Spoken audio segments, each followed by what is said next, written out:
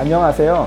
2024년도 정린건축 신입사원 온라인 채용 설명회에 찾아주신 예비 지원자 여러분 환영합니다.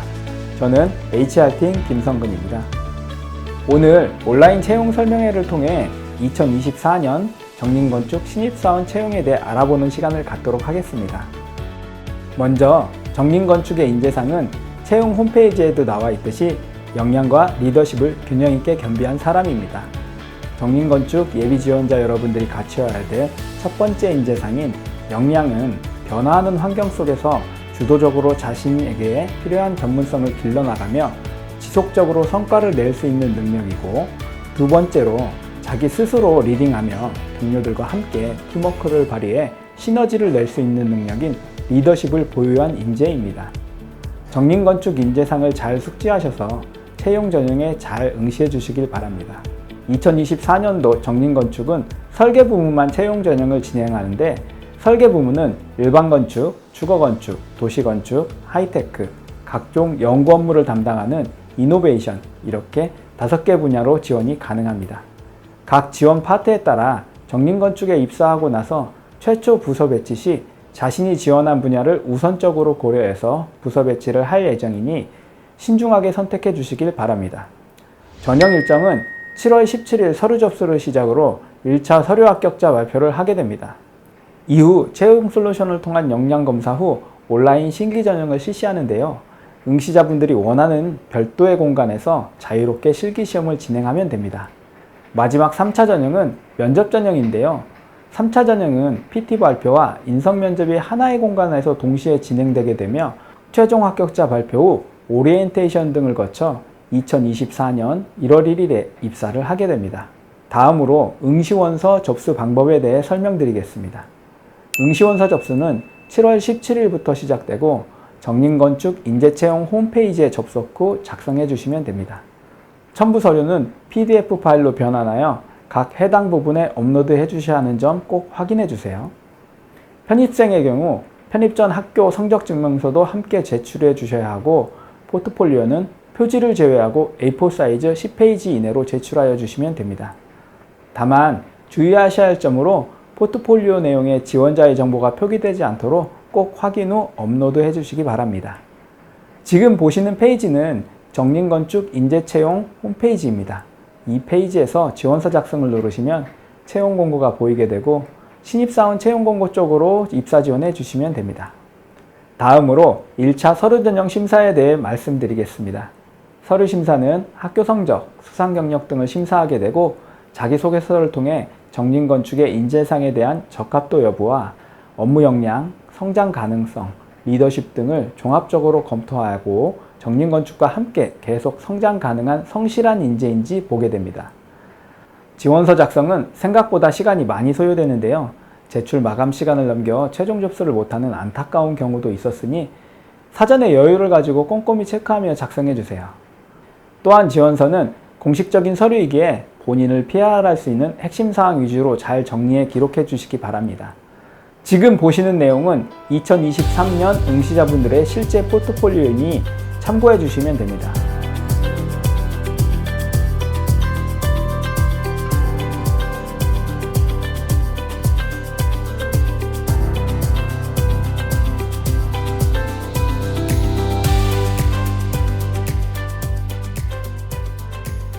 (1차) 합격자 발표 후 합격자에 한해 역량검사를 실시하게 되는데요. 사전에 검사 링크를 메일로 보낼 예정이니 메일과 문자를 잘 확인해 주시고, 검사 시간은 약 80분 내외 정도 소요됩니다. 짧은 시간 안에 답변을 해야 하기 때문에 방해받지 않는 공간에서 진행하시는 것이 좋습니다. 같은 관점의 질문을 다양한 방법으로 교차 제시하기 때문에 일관성 없게 답변하면 무효 처리될 수 있으니 주의해 주시기 바랍니다. 2차 실기시험은 온라인 줌으로 진행할 예정입니다. 예년과 다르게 모두 평일에 진행할 예정이므로 응시자분들께서는 반드시 공지되는 일정을 숙지하여 주시기 바랍니다. 설계 부문 실기시험은 컴퓨터로 응시할지 핸드드로잉으로 응시할지를 사전에 선택하게 되는데, 자신의 강점이 있는 방식을 선택하여 본인의 역량을 마음껏 발휘해 주시기 바랍니다. 작년에 치러진 응시자들의 2차 실기시험 장면입니다. 줌을 통해 시험 감독관분들과 쌍방향으로 소통하며 실기시험을 치르고 있는 모습입니다. 보시는 화면은 2차 실기 전형 A형 문제로 대지의 정보를 제공하고 적절한 건축 계획안을 자유롭게 설계 제안하는 문제가 나왔었습니다. 다음으로 보시는 내용은 2차 설계 전형 B형 문제입니다. 지방 소멸 위기에 대응하여 농어촌 지역 활성화를 위한 폐교 활용에 대해 설계 제안하는 형식의 문제였었습니다.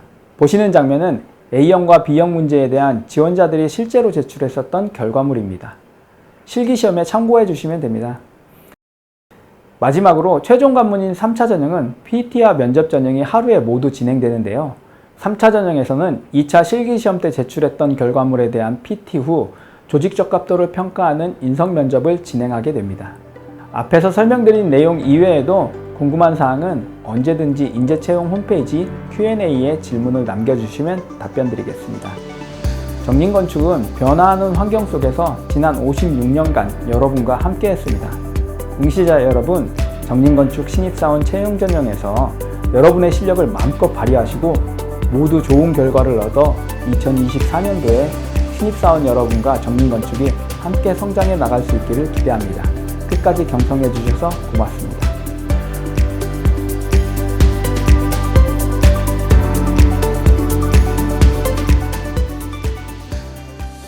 안녕하세요. 2023년도 신입사원 하재현, 최혜린입니다. 지금부터 2024년도 신입사원분들을 위한 팁을 알려드리도록 하겠습니다. 첫 번째로 자기소개서에 대해 말씀드리겠습니다. 우선 자기소개서 문항을 확인한 후 나의 어떤 경험이 해당 문항에 가장 적절하게 사용될지 모르기 때문에 대학 생활을 하며 경험했던 대외 활동을 메모장에 시간 순서대로 나열했습니다. 이후에 정리된 대외 활동 목록을 보며 자기소개서 문항에 녹여낼 수 있는 대외 활동 경험을 매칭시켰습니다. 해당 경험에서 내가 한 행위를 통해 얻은 결과물이 무엇인지 서두에 언급하고 소제목을 사용하는 것도 좋습니다. 기승전결의 구조로 설명하여 결과를 마지막에 배치하면 글에 집중하기가 어렵습니다. 이후 그 결과물을 내기 위해 어떤 행동과 노력을 했는지 추상적인 단어를 사용하기보다는 구체적인 과정이나 수치를 통해 보여줍니다. 이후 그 결과물을 내는 과정에 어떤 문제가 있었고 그 문제를 해결하기 위해 나는 어떤 행동을 취했고 그래서 결과적으로 서두에 언급했던 결과물을 낼 수 있었다라는 구조로 작성했습니다. 공모전이나 동아리, 졸업전시위원회 활동 등 실제로 경험했던 일들을 자세하게 구체적으로 작성했습니다. 단순하게 경험을 풀어쓰기보다는 경험을 통해 어떤 것을 배우고 느꼈는지, 어떤 영향을 미쳤는지 등 성장 과정에 초점을 두어 설명했습니다. 대단한 활동보다는 포트폴리오에서 보여지지 않는 저를 잘 설명할 수 있도록 솔직하게 작성했습니다. 다음은 포트폴리오에 관한 팁입니다. 만들어야 할 포트폴리오의 폼에 대한 이해가 우선 필요합니다. 전체적인 포트폴리오의 퀄리티를 높이기 위해 고학년에 진행했던 작업 위주로 선정하고 이후 회사의 규모와 진행하는 프로젝트들을 봤을 때 관련 없다고 판단되는 프로젝트들은 제외를 시켰습니다. 그렇게 5개로 프로젝트를 선정했습니다. 많은 양의 포트폴리오를 검토해야 하는 심사위원님을 생각했을 때 포트폴리오 초반에 좋은 인상을 주는 것이 중요하다고 생각했습니다. 그래서 고학년 때부터 진행했던 프로젝트를 순차적으로 배치했습니다. 이후 고학년 때 공모전을 진행했던 프로젝트들을 배치하면서 전체적인 포트폴리오의 완성도나 퀄리티를 높게 일정하게 유지하는 것이 전략이었습니다. 프로젝트가 정해졌다면 이젠 포트폴리오에 사용될 도면, 다이어그램, 투시도, 모형사진 등을 폴더별로 정리해야 합니다. 학기가 끝날 때마다 정리해 두지 않았다면 최종, 최최종, 최최최종과 같은 파일들이 많이 존재할 것입니다. 시간이 중요한 시기인 만큼 필요할 때마다 바로 찾아서 쓸 수 있게끔 미리 정리해 두는 것이 좋습니다. CAD, 모델링, 다이어그램, 투시도, 모형사진으로 구분하여 이전에 작업했던 소스들을 정리해 두었습니다. 20장의 페이지를 처음 구성할 땐 어떻게 해야 할지 막막했던 기억이 납니다. 그렇기 때문에 개인적으로 제일 시간을 많이 사용한 부분입니다. 요즘은 여러 포트폴리오를 참고할 수 있는 사이트가 많습니다. 본인이 가지고 있는 프로젝트의 소스를 가장 잘 활용할 수 있는 포트폴리오 4-5개 정도를 선정하여 레이아웃을 참고하며 작업하면 좋습니다. 레이아웃만 정해줘도 이전보다 작업 진행 속도가 빠를 것입니다. 처음 포트폴리오를 제작할 때 첫 페이지를 넘어가는 것이 그렇게 힘들었습니다. 잘하고 싶고 완벽하게 하고 싶다 보니 미완성된 페이지를 넘어가는 것이 힘들었던 것 같습니다. 하지만 전체적인 구성을 알아야 무엇이 부족한지 알 수 있고 작업 시간을 분배할 수 있기 때문에 조금 부족해 보이는 소스들이라도 배치하며 전체적인 레이아웃을 구성해 봐야 합니다. 앞서의 과정을 통해 부족하다고 생각했던 부분들을 체크합니다. 하지만 부족하다고 생각해서 처음부터 설계를 다시 하거나 모든 다이어그램을 다시 제작하는 것은 비효율적이라고 생각합니다. 제한된 기간 내에 만들어야 하기 때문에 기존에 가지고 있는 소스를 최대한 활용하면 좋습니다. 제 경험을 예로 들자면 프로젝트의 투시도는 퀄리티가 좋지 않은데 모델링 파일 또한 사라져 렌더링을 할 수 없는 상황이었습니다. 하지만 모형 사진을 잘 찍어뒀던 프로젝트라 투시도를 모형 사진으로 대체해서 마무리했었습니다.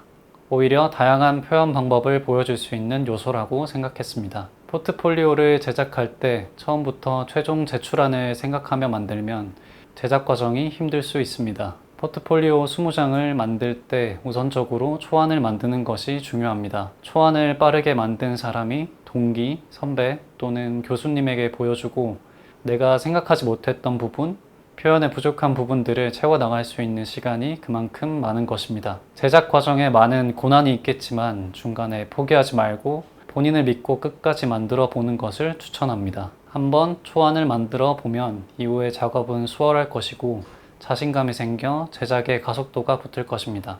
학기별 방학 동안 진행한 공모전 등 여러 활동들을 각 폴더별로 프로젝트를 정리했습니다. 다이어그램, 도면, 이미지 등 마음에 들지 않는 소스들까지 작성해놓은 자료들을 필요시 바로 찾을 수 있도록 최대한 정리했습니다. 기존에 작성해놓은 소스들로 레이아웃 초안을 작성했습니다. 초안을 작성하면 곳곳에 빈 곳을 확인할 수 있고 퀄리티가 낮아 다시 작성해야 할 부분을 파악할 수 있습니다. 초안을 작성한 이후 디테일하고 완성도 있는 포트폴리오를 작성하기 시작하였고 약 한 달 정도 준비했습니다. 포트폴리오 구성은 졸업 작품부터 공모전 등 학기별로 다양한 용도와 시설을 하나씩 넣어 구성했습니다.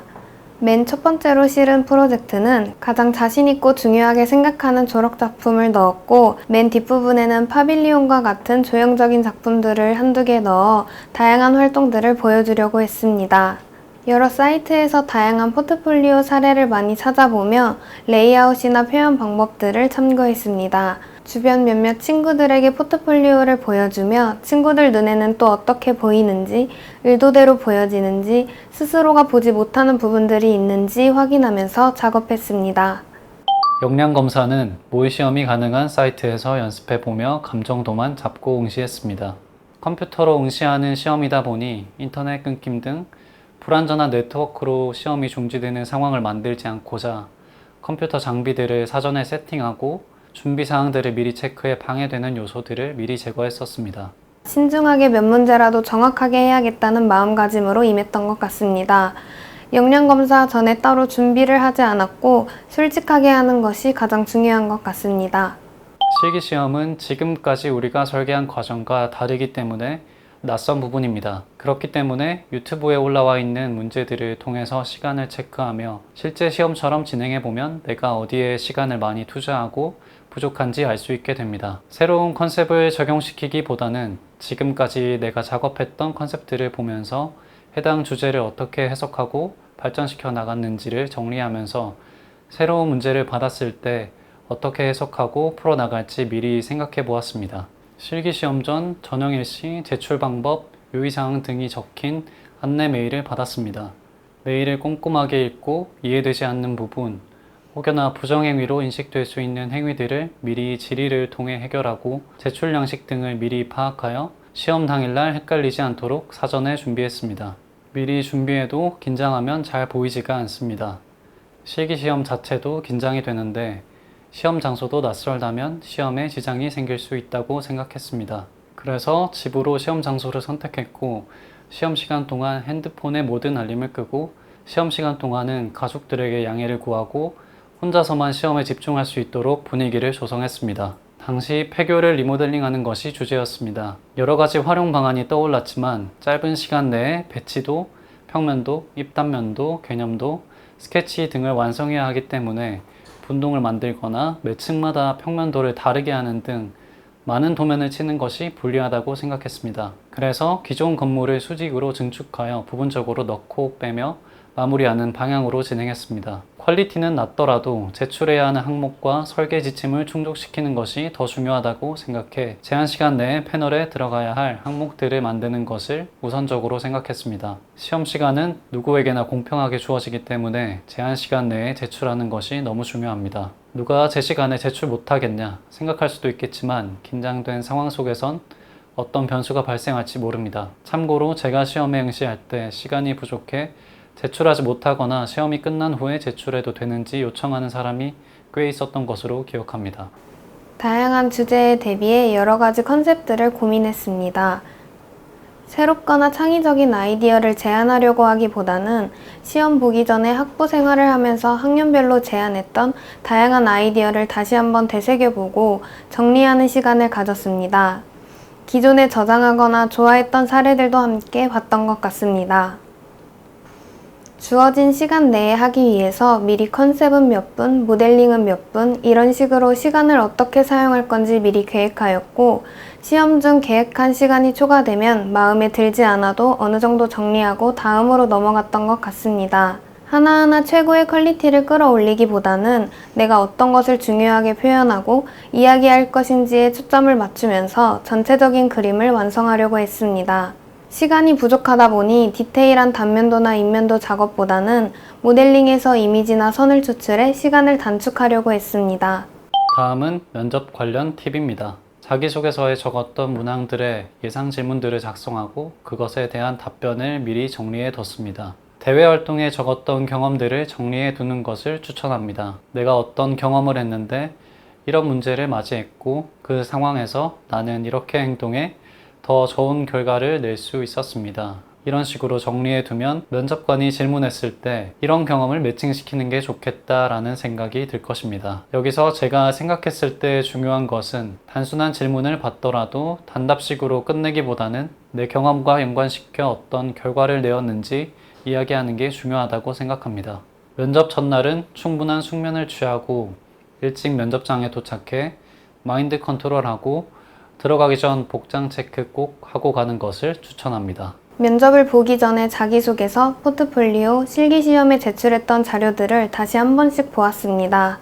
기본적인 자기소개나 나의 장단점 등 예상되는 질문들을 한 번씩 글로 작성해 보았던 것 같습니다. 외우려고 하기보다는 막상 질문을 받으면 기억이 잘 나지 않을 것 같아서 키워드나 어떤 것을 말해야겠다라고 생각을 정리했던 것 같습니다. 실수에도 웃으면서 준비했던 것들을 다 보여주고 오려고 했던 것 같습니다. 본인 답변을 잘 말하는 것도 중요하지만 다른 지원자들의 말을 잘 경청하는 것이 중요한 것 같습니다. 저희의 팁이 도움이 됐길 바랍니다. 정림에서 만나